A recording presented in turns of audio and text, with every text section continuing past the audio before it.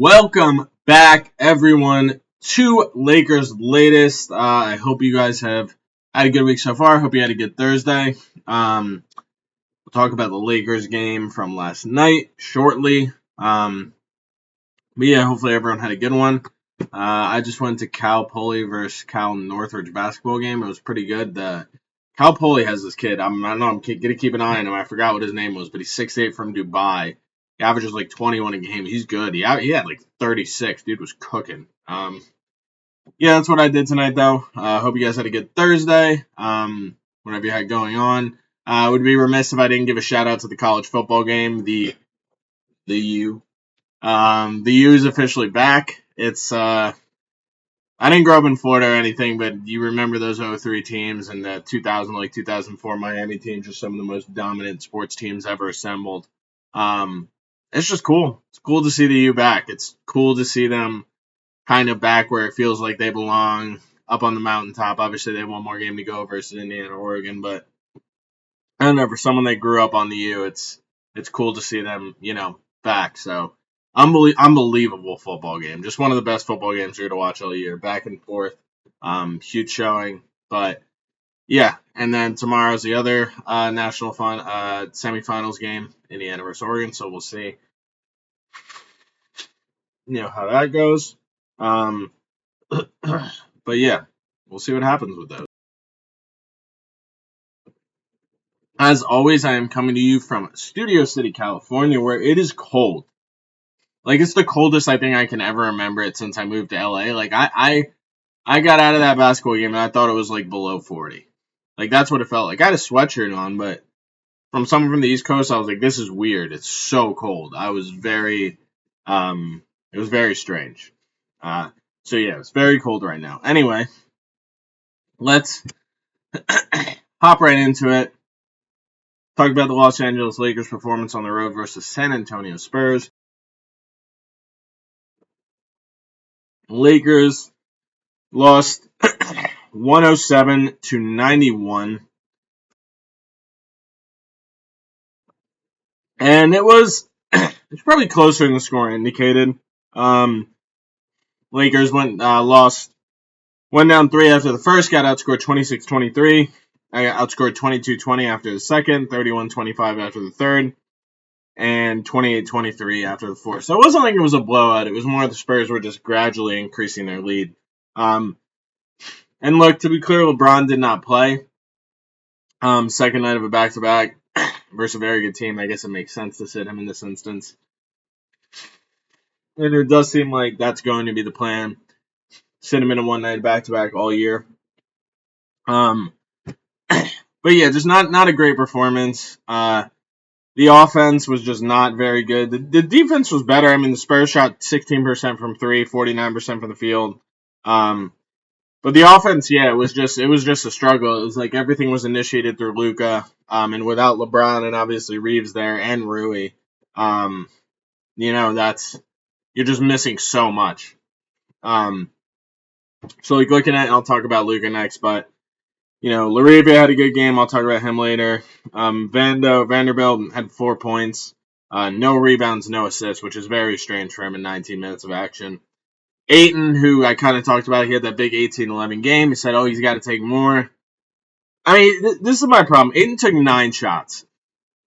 9 shots. Like, look, I said he needs to take 15 shots a game, and that's with LeBron playing. With LeBron playing, I think he needs to take like 15 shots a game. So it's like, for him to take 9 shots on a night where you're missing Luka, not Luka, you're missing LeBron, you're missing Reeves, you're missing Rui. You need him to step up. Like, he's the guy who needs to step up with all those 3 outs. So to me, 9 points is just not remotely close to good enough. Like, in a game like this, he should have taken close to 20 shots, in my opinion. So only take 9 is just that's just not. It's not remotely good enough. You need way more from DeAndre Ayton. So to me, it's a pretty disappointing performance from him.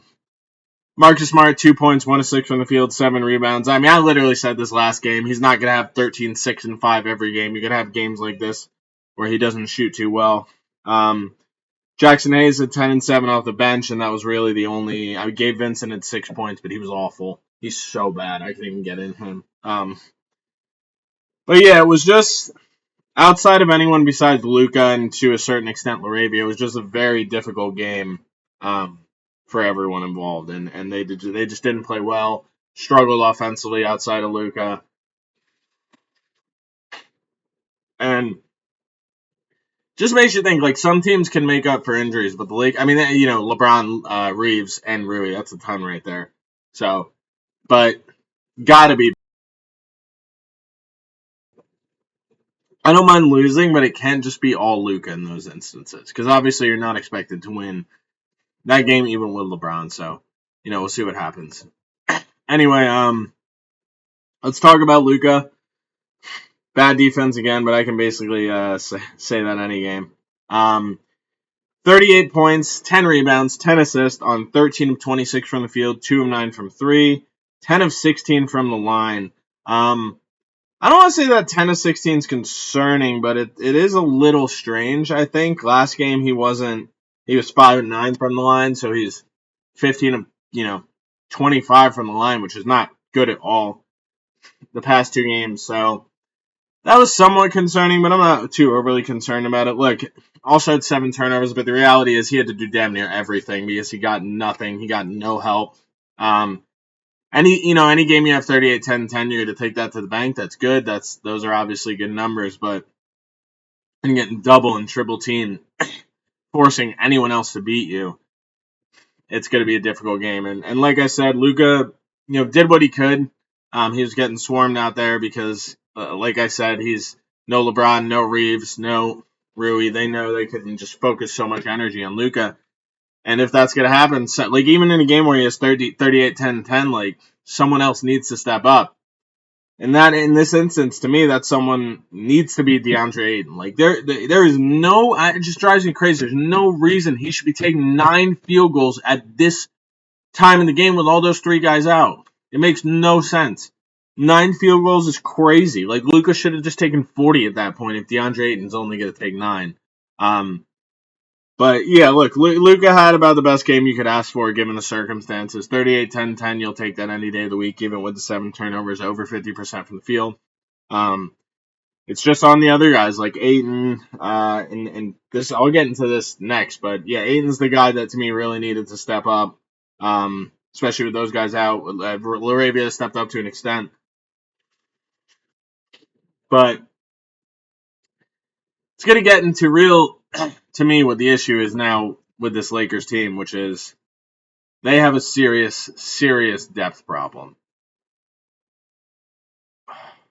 And, we'll see what happens. But it's going to be something to me they really need to figure out. And something that I think they really need to maybe trade for someone or do something. But, I mean, Luka and Laravia had 54 points, and Jackson Hayes had the other 10, 60 to 64 and 9. It's like 70% of their points.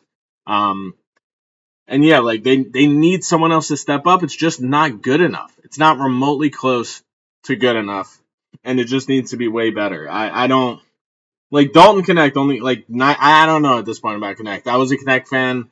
I've always been a Connect fan. At this point, I think you got to get rid of him. His trade value has just deteriorated so rapidly compared to last year. Kleber's useless. Jackson Hayes, he's okay. Gabe Vincent's useless. Nick Smith, I don't get why Nick Smith played 10 minutes.